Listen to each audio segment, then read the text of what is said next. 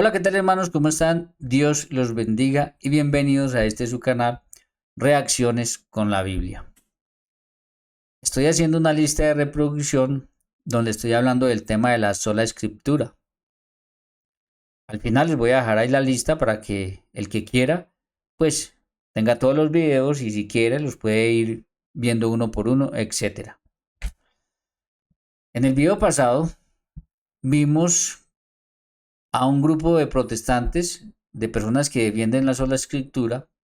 Los vimos que nos estaban diciendo cada uno qué era la sola escritura. La idea era que ellos mismos nos dijeran qué era la sola escritura y al final pues nos quedamos sin saber porque nos dieron un montón de definiciones diferentes de lo que es la sola escritura. Ahí está el video y ya vamos a mirar algo de lo que ellos nos dijeron. Así que yo el día de hoy les voy a explicar o les voy a decir a ustedes por qué no creo y por qué para mí es falsa la sola escritura. Y vuelvo y repito, mis queridos hermanos, esto es necesario que yo lo aclare. Nosotros no estamos en contra de la escritura, no se dejen meter esa mentira. Eso es un engaño. Nosotros estamos en contra de la sola escritura. Pero no podemos estar en contra de la escritura cuando además la escritura es gracias a la Iglesia Católica que nosotros la tenemos. Entonces, vuelvo y repito, no se deje meter mentiras. No estamos en contra de la escritura, estamos en contra de la sola escritura. Por eso lo voy a remarcar aquí, sola escritura. Ese es el problema, que no creemos en la sola escritura. Y yo hoy les voy a mostrar por qué yo no creo en la sola escritura. Porque para mí es simplemente falsa. Bien, hablando de la sola escritura, entonces en el video pasado, pues la pregunta era, ¿qué es la sola escritura? Y hice un video donde escuchamos una cantidad de personas que defienden la sola escritura y nos dijeron, por ejemplo, que uno nos dijo que únicamente solo por la escritura, otro nos dijo solo la Biblia, es decir, soloísmo bíblico, que fue el caso de este señor Carlos Blanco cuando estaba debatiendo con Alianza Evangélica sobre ese tema. Él es soloísta bíblico, incluso él dice que nuestro Señor Jesucristo y los apóstoles eran soloístas bíblicos, un video que voy a reaccionar más adelante. Entonces, ojo, para mí, fíjense, si nosotros miramos para mí, la palabra sola, por eso la remarco, sola escritura, se parece más a únicamente solo por la escritura o a soloísmo bíblico. Pero otro dijo que significaba primeramente la escritura o prima escritura. En ese caso aquí no debiera decir sola, debiera decir prima escritura. Porque originalmente desde Martín Lutero viene sola escritura.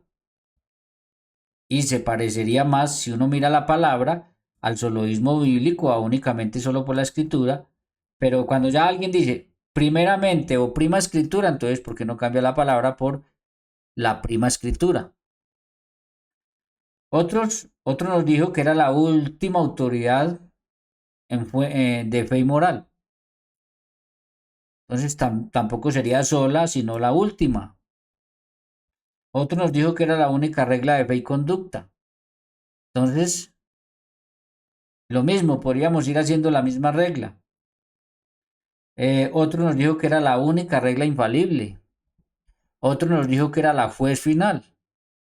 Otro nos dijo que era la suprema norma de fe y conducta. Era la que estaba por encima, la suprema. Otro dijo que era la máxima fuente de autoridad. Otro nos dijo no se puede ir más allá de lo que está escrito, es decir, soloísmo bíblico. Y fíjese que este detalle del soloísmo bíblico, que sería lo más parecido, si uno mira la palabra sola escritura, sería lo más parecido. Pero fíjense que este problema del soloísmo bíblico lo que hace es que limita a Dios. O sea, ¿qué quiere decir eso? Quiere decir que Dios ya no puede decir absolutamente nada que no esté escrito en la Biblia, porque entonces estas personas van a ir a regañar al Señor. ¿Por qué? Porque parece que Dios no puede ya decir nada, absolutamente nada más que no esté escrito, porque pues ellos van a decir, a ver, ¿dónde está escrito? ¿Dónde lo dijo? Ese es uno de los grandes problemas que tiene la sola escritura y sobre todo el soloísmo bíblico. que limita a Dios. Es más, pueden estar convirtiendo la Biblia en un ídolo. Porque ya a Dios no puede hacer absolutamente nada, lo limitan, yo no puedo hacer absolutamente nada que no esté en la Biblia, porque van a venir estos protestantes a regañar al Señor y a decirle, no, yo no lo creo porque no lo dejaste escrito en la Biblia. Pero pasa. Luego otro nos dijo que era el Tribunal Supremo. Y al final terminamos concluyendo, ahí está el video, terminamos concluyendo pues que ni siquiera ellos se han puesto de acuerdo y saben que es la sola escritura y se lo pasan peleando unos con otros. De ahí la pelea del testigo de Jehová con el pentecostal unicitario, del trinitario con el pentecostal unicitario, con el testigo de Jehová, etcétera, etcétera. De ahí la pelea de cada uno de ellos, entre ellos mismos muchas veces. Entonces, mis queridos hermanos, nos quedamos sin saber por parte de... Entonces ellos, en la medida en que se les va tumbando los argumentos que ellos dan, ellos van sacando y van buscando, van escudriñando y van buscando otras formas más de defender lo que simplemente es indefendible. No hay forma de defender y ahorita vamos a ver por qué. De hecho, vamos a entrar de una vez en eso, miren. ¿Por qué no creo yo entonces lo que les dije ahorita? ¿Por qué no creo yo y por qué para mí es falsa la sola escritura? Y eso yo lo explico desde una investigación que hice en la cual formé este cuadro que yo llamo el cuadro histórico de la verdad.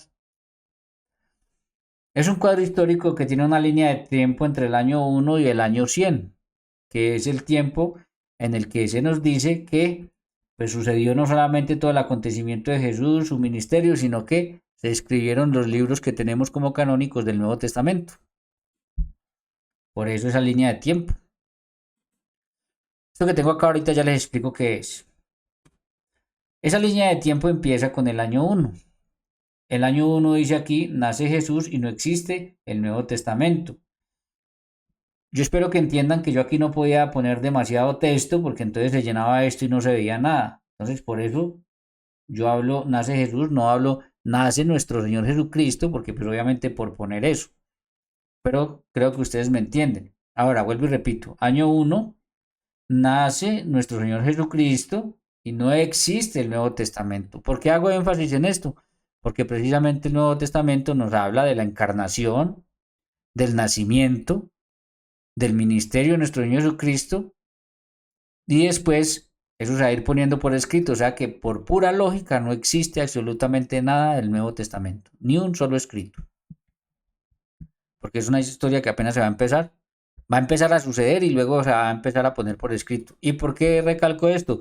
Porque parece ser que hay algunos, y eso se nota, que creen que nuestro Señor Jesucristo andaba diciendo algo y ya tenía un secretario detrás escribiendo. Vino el ángel y le anunció a María y ya como que había alguien escribiendo, mire. No, eso no era así. Otros todavía, peor todavía a estas alturas, parecen creer que en el mismo momento en que nuestro Señor Jesucristo estaba, pues ellos cogían y leían, vamos a leer qué dice aquí el Evangelio de San Juan. O sea, una cosa ridícula, pero parece ser. Parece ser que hay algunos que todavía piensan de esa manera. Increíble, pero existe. Luego en esta línea de tiempo yo no puse acá el año 12, pero en el año 12 aparece nuestro Señor Jesucristo cuando se pierde en el templo, que es cuando sube a Jerusalén, que posiblemente era cuando iba a ser su Agnisba, pero bueno, no lo puse porque ya nos vamos hasta el año 30. En el año 30 es cuando comienza su ministerio nuestro Señor Jesucristo. Entonces aquí se comienza su ministerio. ¿Por qué no pongo nuestro Señor Jesucristo? Pues porque ya les dije para no llenar esto de letras, pero ya se supone, ustedes ya saben que es cuando comienza su ministerio nuestro Señor Jesucristo. Eso sí los puedo decir de palabra. Entonces, entre el año 30 y el año 33, nuestro Señor Jesucristo, Marcos 3:13, llamó a los que él quiso y estableció 12 para que estuvieran con él. 12 porque la iglesia es el nuevo pueblo de Dios, etcétera, para no profundizar mucho en eso en este momento. Entonces, es cuando el Señor los llama, empieza la iglesia. Y entre el año 30 y el año 33, Él les enseña una doctrina que Él después les va a pedir y ahora miramos que vayan y le enseñen ellos al mundo entero. En el año 33, si miramos hacia arriba, está en rojo. Jesús muere y resucita. Entonces muere y resucita nuestro Señor Jesucristo. Año 33. Y si vamos un poquitico más arriba, dice 50 días Pentecostés, los apóstoles comienzan su ministerio. Es decir, 50 días después de que nuestro Señor Jesucristo muere y resucita, viene Pentecostés, que es cuando los apóstoles comienzan su ministerio evangélico, es decir, cuando empiezan a llevar la buena noticia que ahorita vamos a ver que el Señor les dijo que fueran y llevaran al mundo entero. Pero ustedes se van a dar cuenta de lo siguiente, que entre el año 33 y el año 40, y es más, casi hasta el año 50 prácticamente, no hay nada. Miren, esto es vacío, está vacío. ¿Por qué no hay nada? Porque según los estudiosos, el primer escrito canónico de los que tenemos como canónicos en el Nuevo Testamento fue Primera de San Pablo a los tesalonicenses, entre el año 49 y 50. Yo por eso lo pongo acá. Y esto es muy interesante por lo siguiente, porque ahí murió la sola escritura. Ahí completamente muerta, queda muerta la sola escritura. Por eso yo no creo en la sola escritura. Y por eso yo creo en lo que nos va mostrando esto acá, iglesia, tradición oral y escritura. Repito, entre el año 33 y el año... Es más, vea, les voy a decir algo. Hay algunos que dicen que el Evangelio de San Marcos, que está aquí arriba, pudo haber sido escrito hacia el año 45. Y si, no, si yo lo quitara de acá y lo pusiera acá, no pasa absolutamente nada, no cambia en nada, porque entre el año 33 y el año 45, si fue que fue por ahí la época en la que fue escrito, miren, vamos, ahorita les voy a mostrar con cifras, pero miles y miles de personas conocieron el Evangelio, creyeron en nuestro Señor Jesucristo, murieron mártires y alcanzaron la salvación sin un solo escrito canónico del Nuevo Testamento. Por eso yo les digo a ustedes que ahí, ya desde ahí la sola escritura está muerta y es completamente falsa. La sola escritura, no la escritura, la sola escritura. Porque vuelvo y repito, les voy a mostrar con cifras. Aquí, miles, pero miles de personas conocieron el Evangelio, conocieron a nuestro Señor Jesucristo, murieron muchos mártires y muchos alcanzaron la salvación sin un solo escrito canónico del Nuevo Testamento.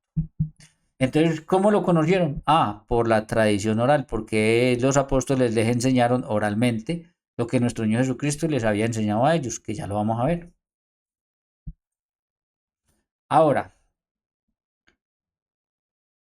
si el primer escrito canónico del Nuevo Testamento está en el año 49-50, que es Primera Tesalonicenses de San Pablo, entonces yo, como la idea mía es poner aquí las fechas en las que fueron escritas los 27 libros canónicos del Nuevo Testamento, eso es lo que quiero hacer, pero para no llenar esto demasiado con todos los nombres, entonces, según los estudiosos, el apóstol San Pedro y San Pablo murieron hacia el año 65-67 en Roma, por eso es de aquí. Entre el 50 y el 65, Pablo y Pedro escriben.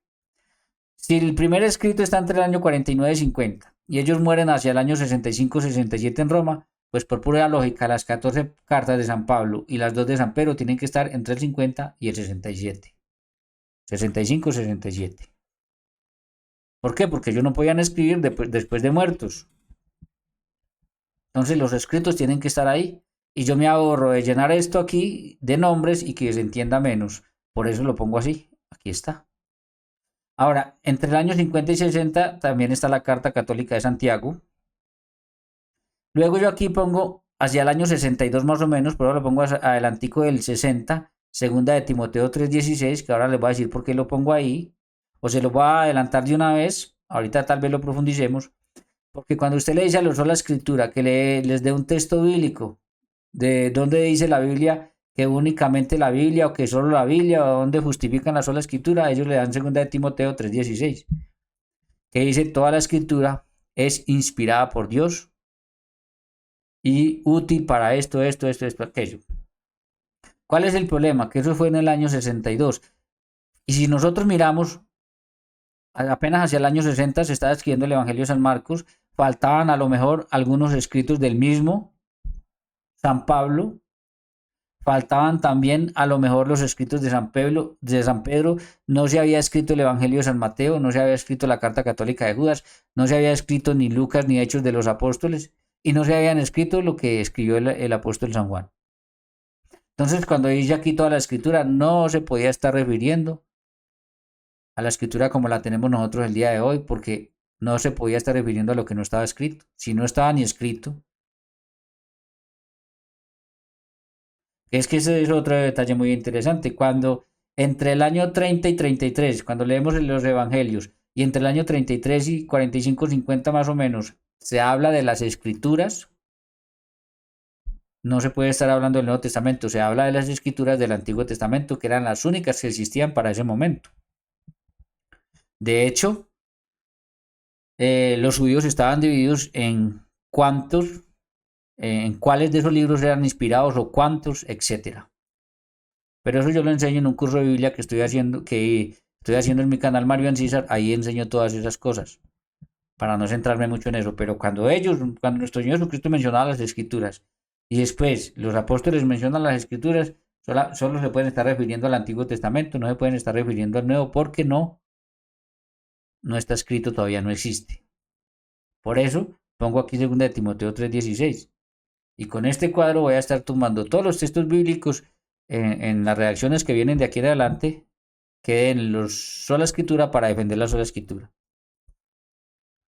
Entonces luego tenemos hacia el año 60, aquí en la parte de encima, tenemos que se está escribiendo el Evangelio de San Marcos, repito, algunos lo sitúan que por ahí por el año 45, la mayoría lo sitúan por esta época, pero si yo cogiera y lo borrara de acá y lo pasara para acá, no cambia absolutamente nada.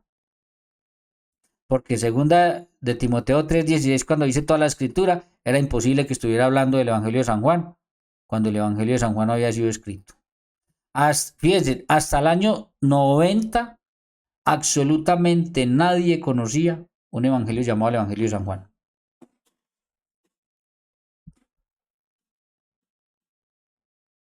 Hasta el año 70 nadie conocía un evangelio llamado el Evangelio de San Lucas, ni las cartas de Juan. Porque además de eso, esto se escribía y no era que todos los cristianos tenían una Biblia en la mano, no. Saquen eso de la cabeza, ya vamos a mirar.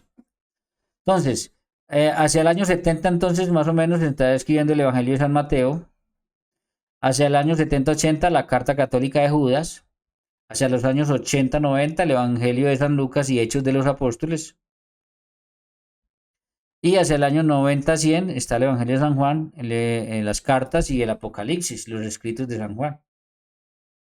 Repito, miren, esta gente de acá jamás, pero jamás supo, e incluso hasta mucho más, nunca supo que había un evangelio llamado San Marcos, un evangelio llamado San Lucas, un evangelio llamado San Juan, San Mateo. Y a eso súmele que esto se escribía, cuando se escribieron, no era para que todos los cristianos lo tuvieran en sus manos, no, eso no era así. Y esto se demoraba años porque era en pergaminos, en papiros y era a mano. No existía la imprenta, que viene en el siglo XV con Gutenberg. No existía la imprenta. Tienen que sacarse de la cabeza de que ya todos los cristianos tenían una Biblia en sus manos. Es más, cuando viene la reforma, que Martín Lutero da la libre interpretación de la escritura, que se imprime la Biblia cuando se inventó la imprenta, que fue lo primero que se imprimió, y se repartieron Biblias, pasó lo siguiente también. Pasó que tampoco los seguidores de estas personas, todos los seguidores, todos los miembros de estas iglesias protestantes tenían la Biblia en sus manos. Y Martín Lutero rápidamente se dio cuenta del error que había cometido con eso. ¿Por qué? Porque unos añitos después ya se estaban dividiendo de él, estaban formando otros grupos y estaban criticando las doctrinas a Martín Lutero por la libre interpretación de la Sagrada Escritura. ¿Y a dónde vamos? Vamos en 100.000, 200.000 iglesias diferentes. Cada uno coge una Biblia y lo que le parezca o entienda. Pero ni siquiera ellos, ni siquiera los discípulos de estas iglesias, las personas tenían una Biblia en sus manos. No, no fue así. Saquen esa idea de la cabeza. Esto de que la gente tenga la Biblia en sus manos, eso viene a pertenecer prácticamente a este último o estos 2 últimos siglos. Habría que mirar bien. Porque tampoco la escritura de libre interpretación lo vamos a ver ahorita con el apóstol San Pedro. Entonces, Vuelvo y repito, ninguna de estas personas por acá supo de un evangelio de San Juan, de un evangelio de Lucas, no. Ahora, no es las enseñanzas de San Juan, él obviamente se las enseñaba a su comunidad como obispo, pero ellos no conocieron el escrito. Muchos murieron. Fíjese cuántas personas convertiría el apóstol San Juan desde el año 33 al año 90 que empezó a escribir el evangelio, pero conocieron lo que San Juan enseñaba no por lo que estaba escrito, sino porque él se los enseñaba oralmente como nuestro Señor Jesucristo lo pidió. Eso no era que por aquí en el año 50 había un problema y venga, le damos el Evangelio de San Juan a ver qué nos dice San Juan. No, así no era.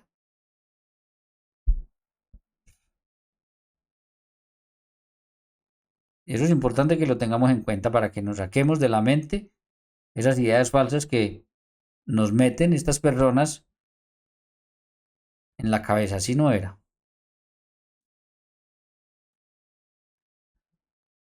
Entonces, nosotros incluso ahí vamos viendo claramente. Primero fue la iglesia, Jesús, Marcos 3, en el año 30 cuando empieza su ministerio, Marcos 3:13 llamó a los que él quiso, estableció 12 para que estuvieran con él y enviarlos a predicar. Entonces la iglesia, él los enseña durante 3 años, reciben el Espíritu Santo en Pentecostés, se van a cumplir con esa misión, empiezan a enseñar oralmente todo lo que el Señor les había enseñado a ellos durante todo este tiempo y ya después de esa tradición oral, que era lo que ellos, como ellos llevaban el evangelio a todas estas personas, fueron poniendo algunas cosas por escrito.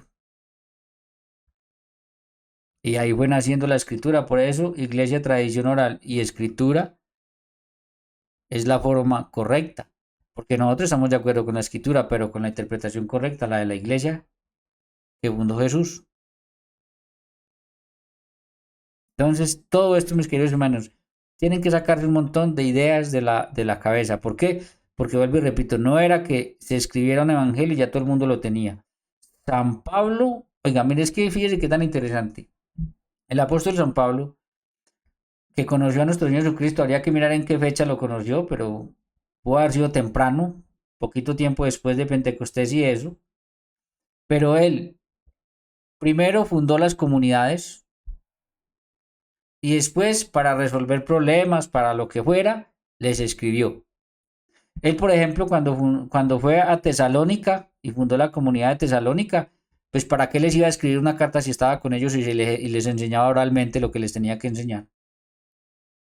Las cartas se las escribe precisamente después para resolver problemas. ¿Qué les estoy diciendo también? Les estoy diciendo que el apóstol San Pablo se murió sin saber que algún día la iglesia iba a reconocer esa carta como inspirada por Dios y nos la iba a dar en un canon que fuera palabra de Dios para todos nosotros. Porque él se la estaba escribiendo a quién, a los de Tesalonicense, para hablarles sobre, por ejemplo, a los corintios, para hablar a la iglesia de Corinto para resolver los problemas que habían allá, hablando sobre los problemas que habían allá. A los efesios, para hablarles sobre la iglesia. Pero él se murió sin saber, él se murió sin saber que eso iba a ser palabra de Dios para todo el mundo.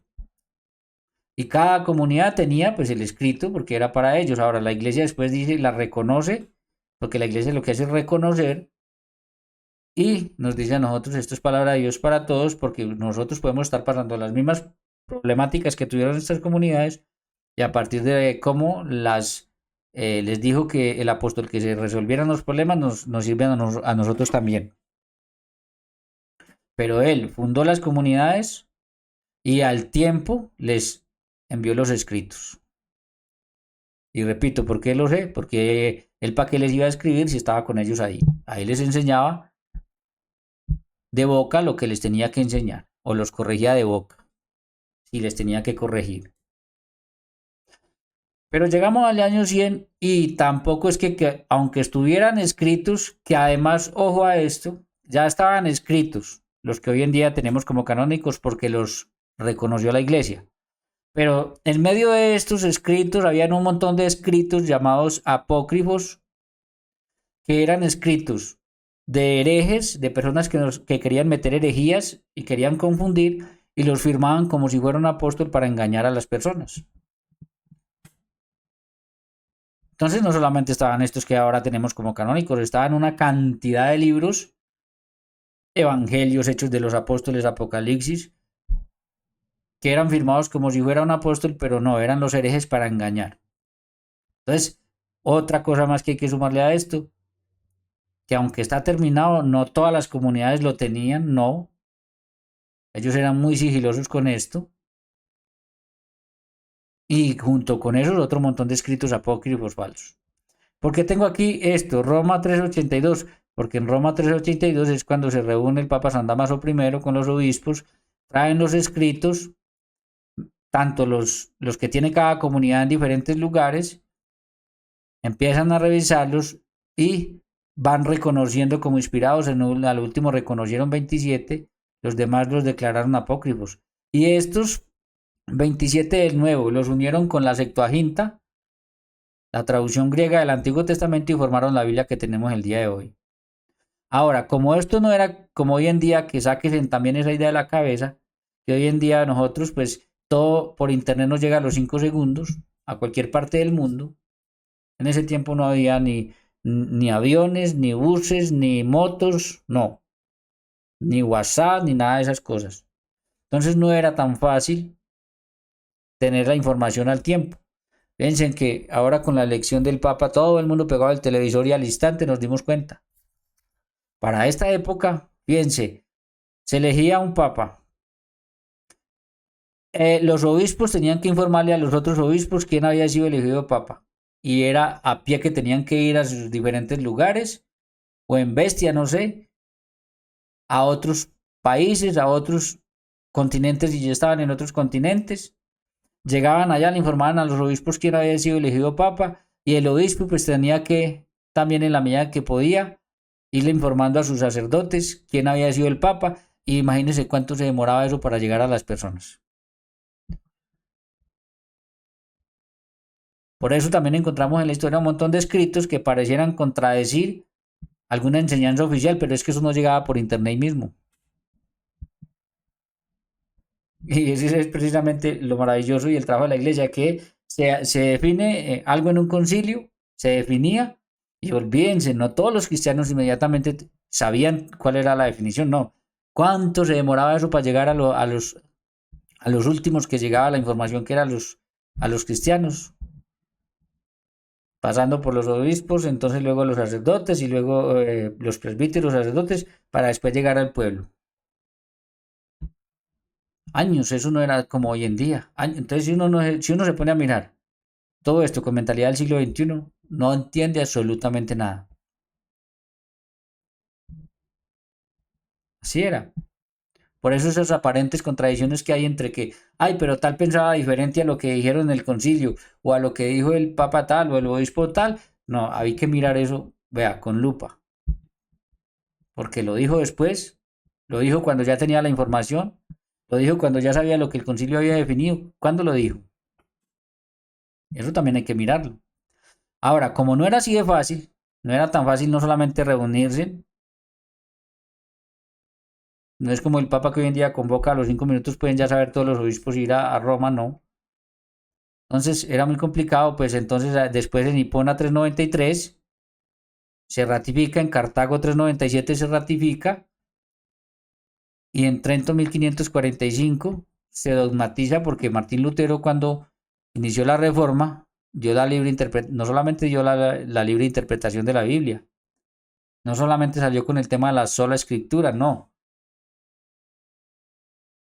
sino le quiso quitar de los libros que tenemos canónicos, le quiso quitar libros a la Biblia, le quiso quitar Apocalipsis, le quiso quitar la carta de Santiago, la carta a los Hebreos.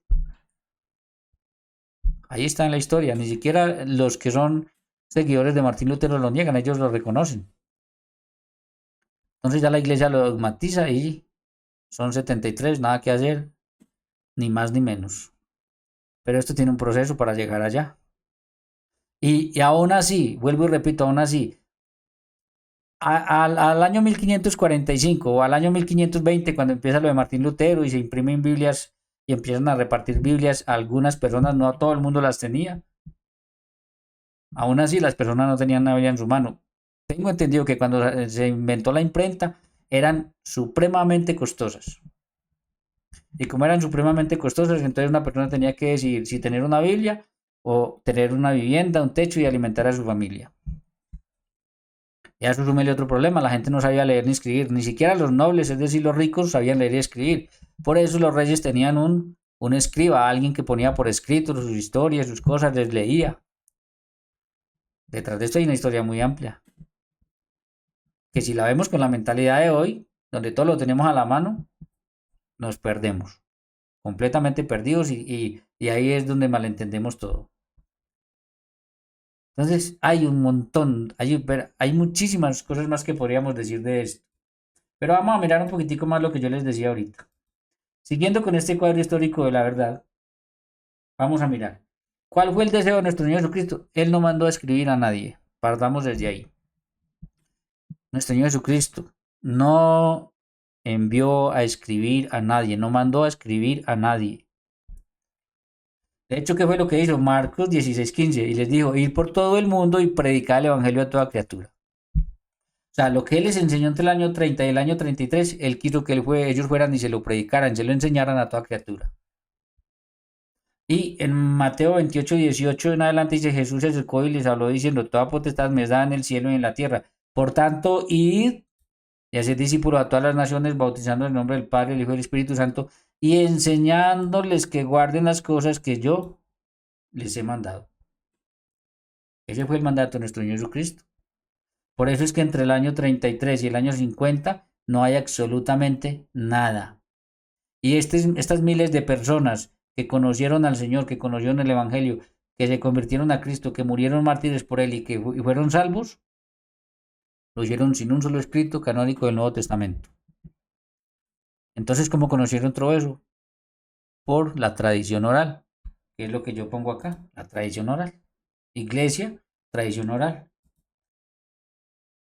Porque se lo enseñaron oralmente los apóstoles cumpliendo su ministerio, cumpliendo la orden de nuestro Señor Jesucristo.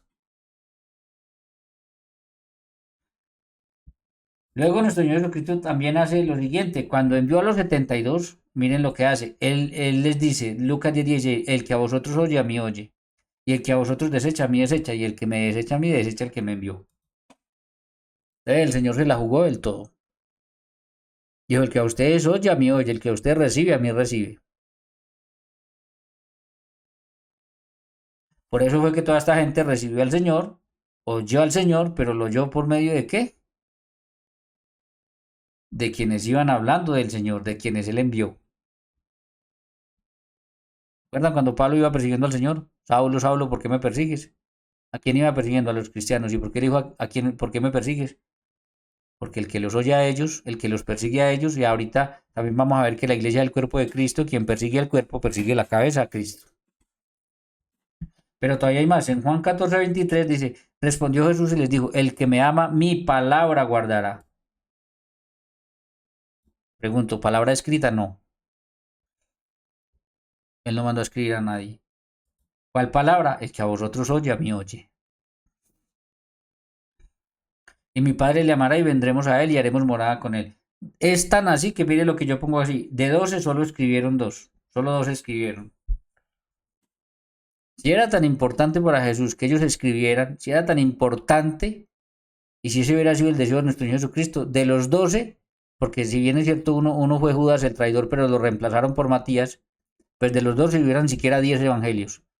Pero qué tan raro que de los 12 solamente escribieron 2, porque Lucas y Marcos no eran de los 12 que llamó el Señor. Entonces tenemos 2 evangelios de 2 que ni siquiera fue los que caminaron con Jesús entre el año 30 y el año 33 y que el Señor envió, no. De los 12 solamente 2 evangelios. Si era tan importante que alguien me diga, o si nuestro Señor Jesucristo de verdad quiso que todos escribieran un evangelio, porque lo más importante era la palabra escrita, entonces, ¿por qué solamente 2? Sigamos acá. Ahora vamos a mirar esto tan importante. Miren, mis queridos hermanos, lo que les decía ahorita se lo voy a probar con Biblia. En el año 50, que es en el año 33, perdón, en el año 33 50 días después en Pentecostés, perdón, repito, Jesús muere y resucita al año 33, 50 días después es Pentecostés. Pues miren lo que pasó en Pentecostés, Hechos 2:40. Y con muchas otras palabras testificaba y les exhortaba diciendo, sed salvos de esta perversa generación. Así que los que recibieron la palabra fueron bautizados y se añadieron aquel día 3.000 personas, como 3.000 personas. Entonces, tenemos que en el mismo día de Pentecostés ya se convirtieron 3.000 personas, sin un solo escrito canónico del Nuevo Testamento. 3.000, solamente 3.000 el día de Pentecostés. Por eso yo le digo que aunque alguien me diga, pase el Evangelio de San Marcos para el año 45, no cambia absolutamente nada. Y sería una locura que me diga que pase el Evangelio de San Juan para el año 40, porque todo el mundo afirma que Juan escribió entre el 90 y 100. Ninguno, hasta el año 90, ningún cristiano de los miles que allá habían por todo el mundo, supo que era un Evangelio de San Juan. Y sepan que cuando San Juan escribió, como ya habían un montón de herejes, que yo le dije que aquí no solamente están los escritos canónicos, aquí había que poner un montón de escritos herejes, e incluso aquellos que negaban que Jesús era Dios venido en carne, ya San Juan ahí les responde. Cuando San Juan escribe, ya San Juan está respondiendo herejías cristológicas del primer siglo.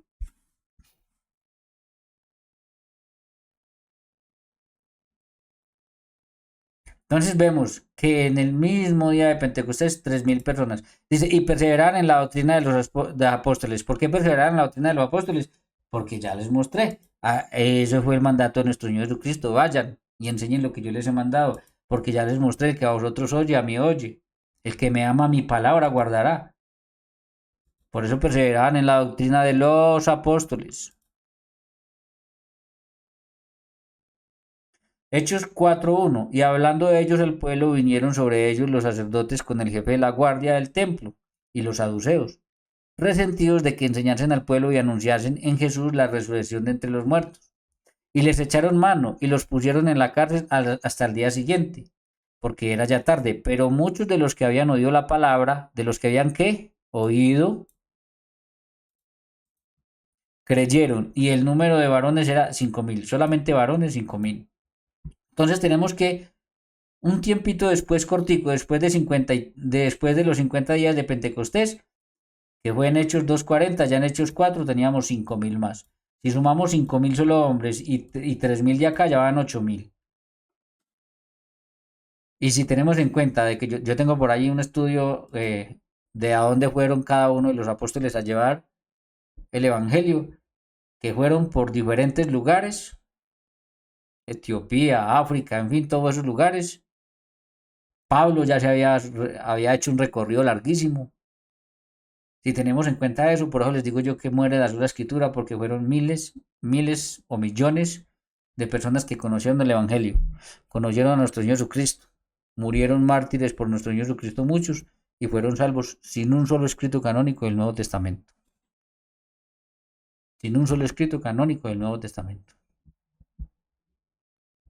Entonces, ¿se dan cuenta porque yo no creo en la sola escritura? Creo en la escritura con la correcta interpretación, pero no en la sola escritura. Pero vamos a sumarle algunos detalles más. Efesios 1:22. Miren lo que dice. Y sometió todas las cosas bajo sus pies. Y escuchen esto. Y dio por cabeza sobre todas las cosas a la iglesia. Ojo, dio por cabeza sobre todas las cosas a la iglesia. ¿Cuál es la cabeza sobre todas las cosas? ¿La escritura o la iglesia? Pero si lo dice la misma escritura. Y dio por cabeza sobre todas las cosas a la iglesia. ¿Por qué? Porque dice, la cual es su cuerpo, la plenitud de aquel que todo lo llena en todo. ¿Se da cuenta? La iglesia es su cuerpo, su cuerpo. Entonces, la cabeza sobre todas las cosas, la cabeza sobre todas las cosas, tumbando algunos argumentos de la prima escritura o suprema escritura o máxima escritura, lo que nos dijeron. Lo tumba la misma Biblia cuando dice, la cabeza sobre todas las cosas es la iglesia. Pero sigamos. Efesios 3:10.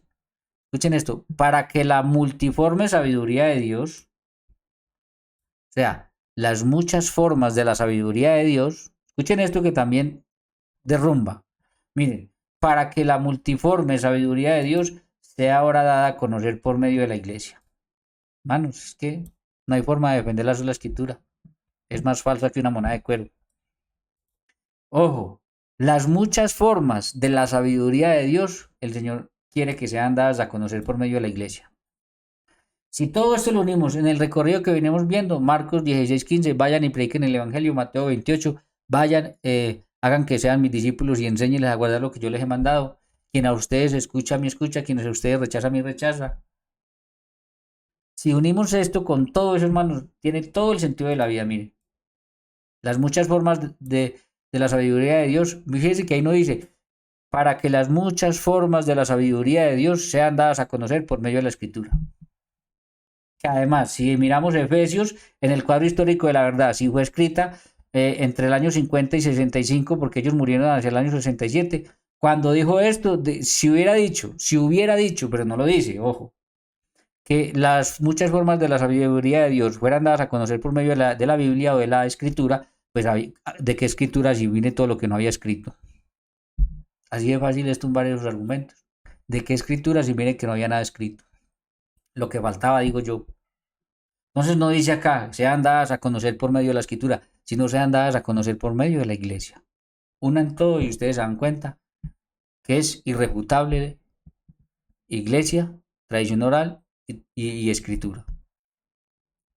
Dice, a los principados y potestades en los lugares celestiales. Y miren esto, conforme al propósito eterno que hizo en Cristo Jesús nuestro Señor. O sea, cuando uno va y sigue leyendo, se da cuenta de que esto, de que las muchas formas de la sabiduría de Dios que sean dadas a conocer por medio de la iglesia, fue un propósito eterno de Dios en Cristo.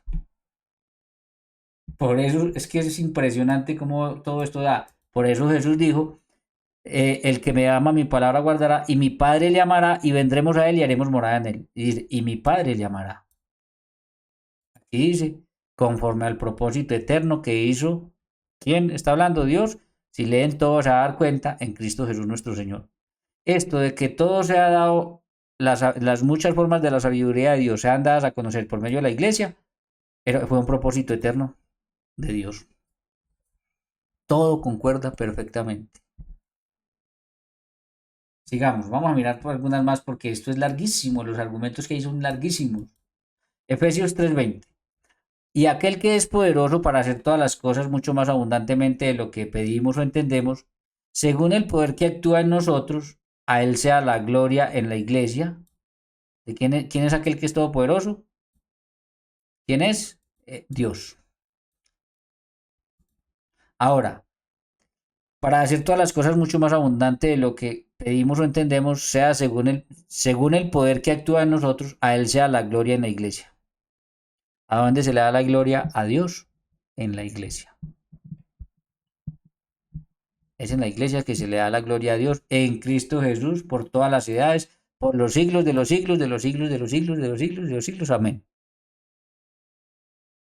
No hasta que apareciera la escritura en el año 100 que se termina de escribir, no hasta cuando se hiciera el canon en el año 382, aunque antes algunos intentaron hacer un canon, pero ellos no eran autoridad para decirle al mundo esto es palabra de Dios. No cuando apareciera Martín Lutero o la imprenta y se pudieran imprimir Biblias y la gente ya tenía la Biblia, no, no, no, no. Por los siglos, de los siglos, de los siglos en la iglesia.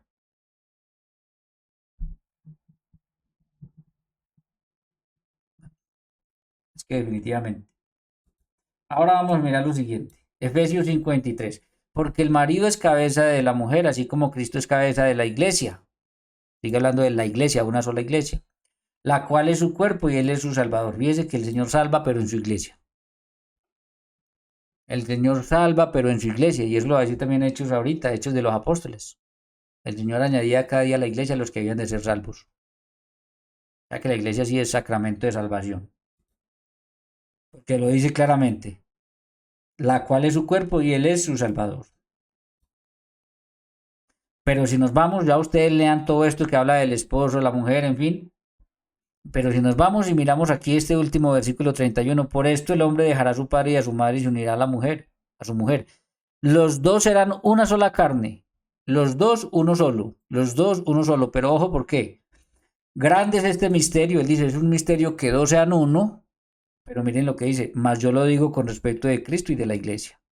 Hermanos, nada más que decir. Pero yo lo digo con respecto de que dos son uno es un misterio.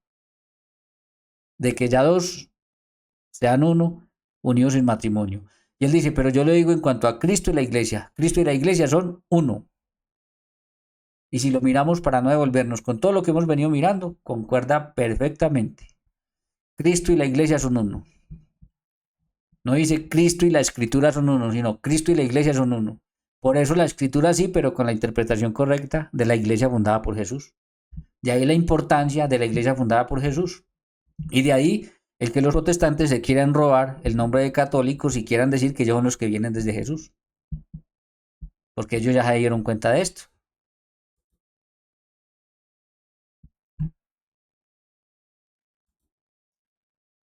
Algunas sectas andan enseñando que el único fundamento de la verdad es la Biblia y lo escuchamos en el video que ya vimos anteriormente, cómo es la máxima, la única, en fin. Pero cuando uno mira primero de Timoteo 3:14 dice, esto te escribo, aunque tengo la esperanza de ir pronto a verte, para que si tardo sepas cómo debes conducirte en la casa de Dios. En la casa de Dios, que es la iglesia, ojo, la casa de Dios es la iglesia. Pero si lo miramos en el orden que yo lo traigo, hermanos, pues claro, si es el cuerpo de Cristo la iglesia, pues claro, si el que ustedes oye a mí oye, el que me ama mi palabra guardará, y por eso les dice que ustedes escuchan mi escucha, que ustedes reciben a mí recibe, vayan, enséñenles lo que yo les enseñé a ustedes. Cuando uno mira todo eso, entiende perfectamente que la casa de Dios es la iglesia y del Dios viviente, columna y baluarte o fundamento de la verdad. A ver, ¿es la escritura o es la iglesia la que es columna y fundamento o baluarte de la verdad? Es la iglesia. Por eso la escritura sí, pero con la interpretación correcta de la iglesia que fundó Jesús.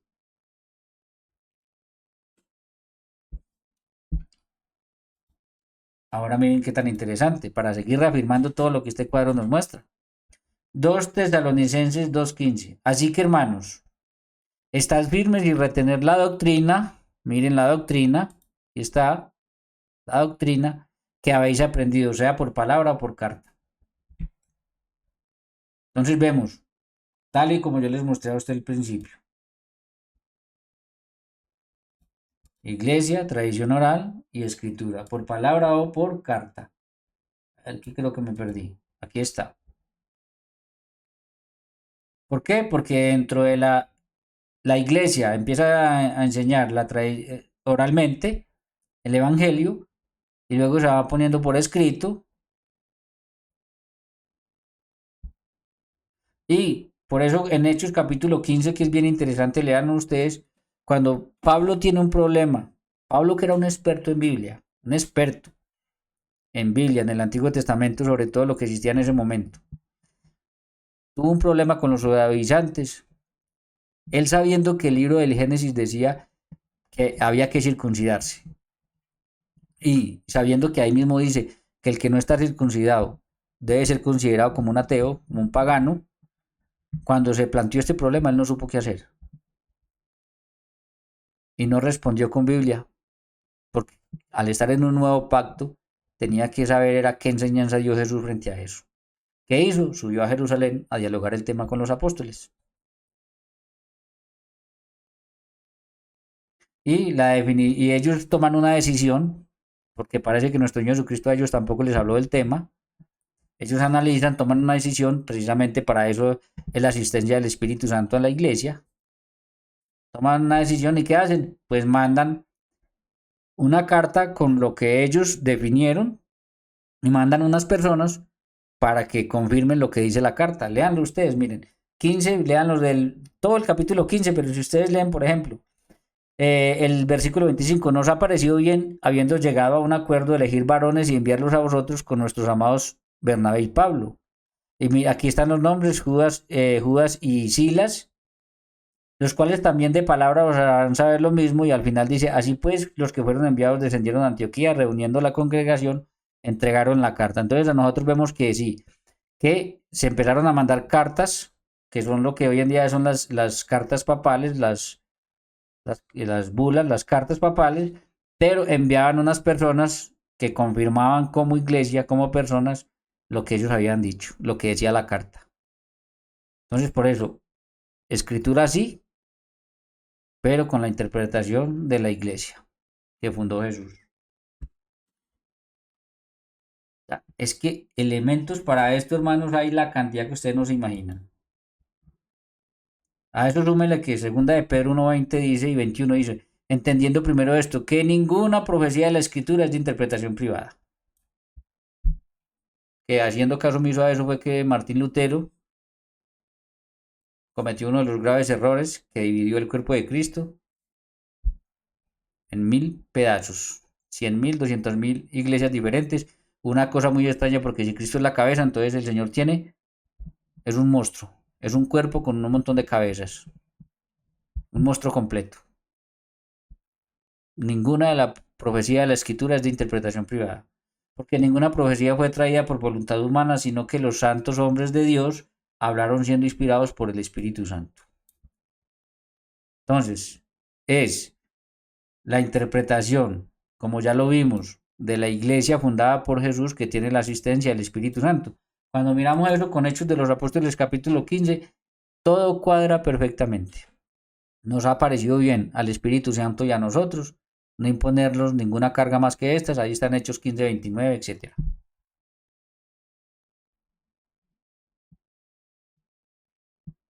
28, 29. Nos ha parecido bien, aquí está, porque nos ha parecido bien al Espíritu Santo y a nosotros. Por eso todo concuerda perfectamente. La escritura sí, con la interpretación correcta de la iglesia fundada por Jesús, que es asistida por el Espíritu Santo. Impresionante como da. Hechos 2:41. Así que los que recibieron la palabra fueron bautizados y se añadieron aquel día 3.000 personas, ya lo vimos, cuando no había un solo escrito del Nuevo Testamento, en pleno Pentecostés, 3.000 personas. Perseveraban en la doctrina de los apóstoles porque eso fue lo que quiso el Señor, la iglesia es apostólica. Y si vamos al versículo 47, y alabando a Dios y teniendo un favor de todo el pueblo, y el Señor añadía cada día a la iglesia a los que iban de ser salvos. El Señor añadía cada día a la iglesia a los que habían de ser salvos. ¿Y qué es la iglesia? El cuerpo de Cristo. El que a ustedes oye, a mí oye. El que a ustedes recibe, a mí recibe. O sea, la cantidad de textos que tengo para esto, que voy a dejar aquí ya simplemente porque me parece que es suficiente por el día de hoy, para que ustedes entiendan por qué yo no creo en la sola escritura. Creo en la escritura, pero no en la sola escritura. ¿Y por qué creo en iglesia? Tradición y escritura. Tradición oral y escritura. ¿Qué es lo que este cuadro me muestra?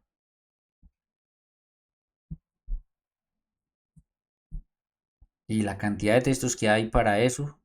De hecho, voy a estar utilizando muchos porque voy a seguir relacionando videos donde los sola escritura defienden el tema, y entonces con este cuadro histórico de la verdad vamos a tumbar uno por uno. ¿Quién dijo eso? Lo escribió San Pablo. ¿En qué fecha? Tan. Vamos a mirar a ver si habla de la escritura que ya estaba escrita o de qué hablaba.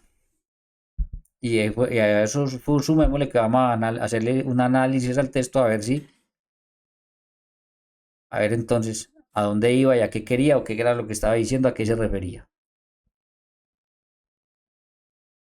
Entonces, hermanos, mire, detrás de esto, vea, este mero cuadrito aquí, detrás de esto hay una historia, hermano, impresionante. Tantas cosas podría uno decir, que a veces yo las pienso y estoy acá y unas se me pasan, después en otro video me acuerdo.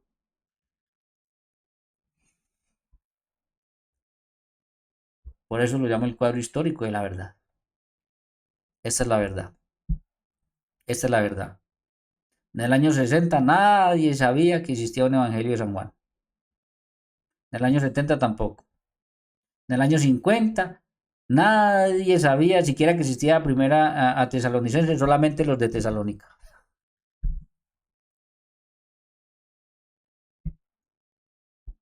Es que es así.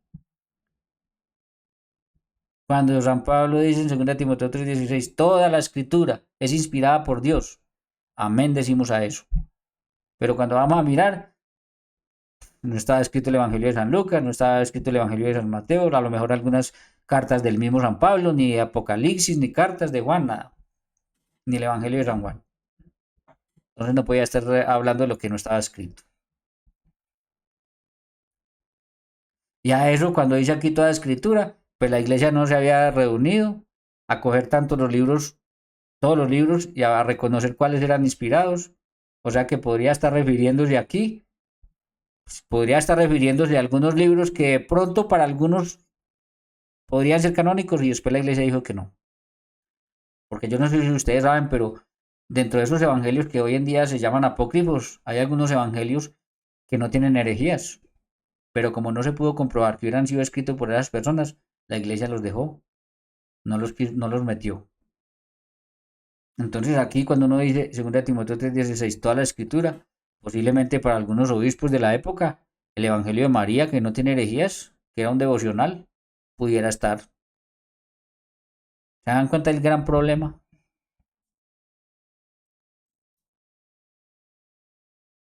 Miren el gran problema que se genera.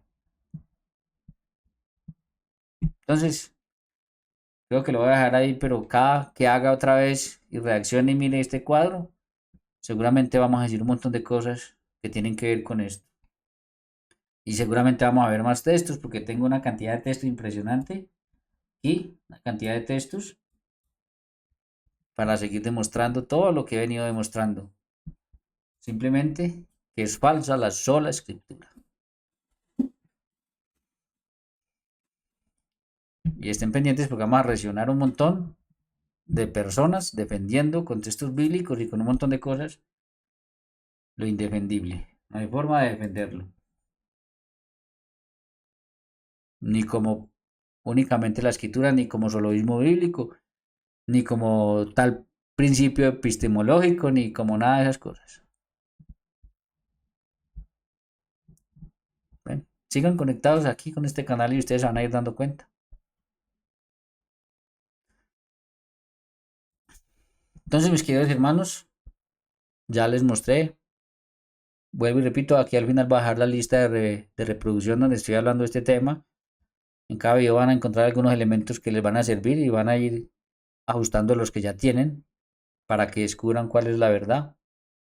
No se les olvide darse una pasadita por el canal Mario Ancísar Suárez, que es el primer canal que yo creé, donde lo que tengo son enseñanzas de la Biblia y donde me quiero centrar solamente en enseñanzas de la palabra de Dios sin tener que pasar por reaccionar a personas. Por eso creé para todo hacerlo por acá.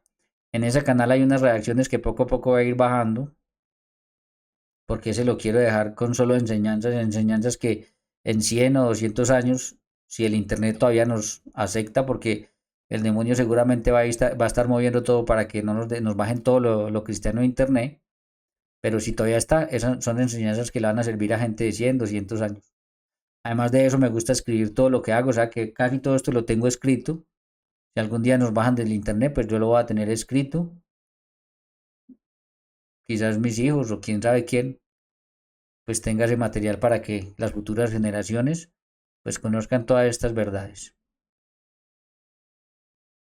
Entonces no se le olvide darse una pasadita por allá. En este momento estamos haciendo un curso de Lección Divina todos los martes a las 8 de la noche, hora Colombia. Lección Divina, le estoy enseñando a hacer Lección Divina, porque soy un convencido de que el único que puede transformar el mundo, el único que puede acabar con este mundo como está, la violencia, el maltrato, las familias, la degeneración que hay, se llama Jesús de Nazaret.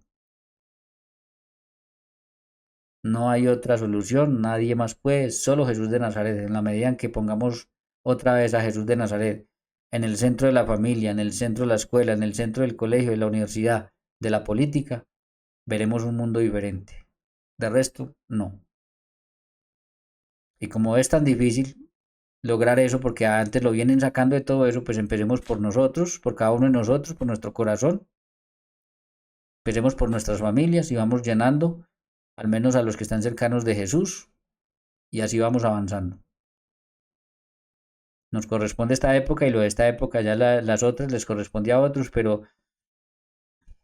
hace mucho rato que nos dimos cuenta de que una mala decisión puede maldecir muchas generaciones hacia atrás y una buena decisión que sería poner a Cristo número uno en nuestra vida, bendecirá a miles de generaciones, a muchas generaciones de aquí en adelante. Entonces, no se les olvide hacer una pasadita, colaborar ahí con la suscripción, darle like.